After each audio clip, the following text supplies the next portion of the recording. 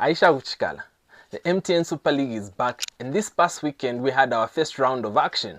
Now I picked up a few notable things which I thought were worth talking about. Nchanga Rangers won their open against Mutondo Stars with an impressive 2-0 victory. Now what was so interesting in this game is that the Nchanga Rangers forward Christopher Itaka scored the first goal of this season, or rather the opener of this season, in just 15 seconds. This goal might probably be the fastest goal in the history of the Zambian MTN Super League.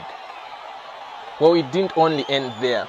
This goal meant that Nchanga Rangers were the first team to actually score a goal in this new season. Now, they've done the same thing as they did last season because they were the first team to score a goal last season. Now, moving on to the Mufulira Wanderers game against Mines United.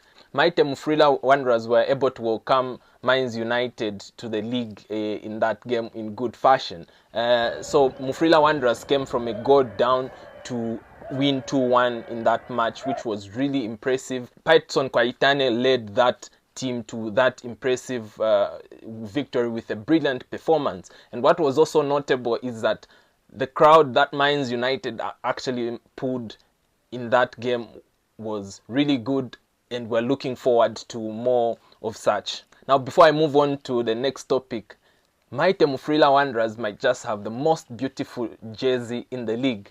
Check it out.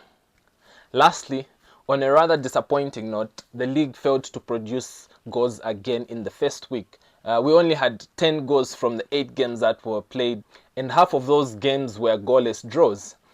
Now, this raises a lot of questions, and the two most questions that are raised is whether most of our teams in the league have got good defensive structures, or we have poor strikers failing to convert goals.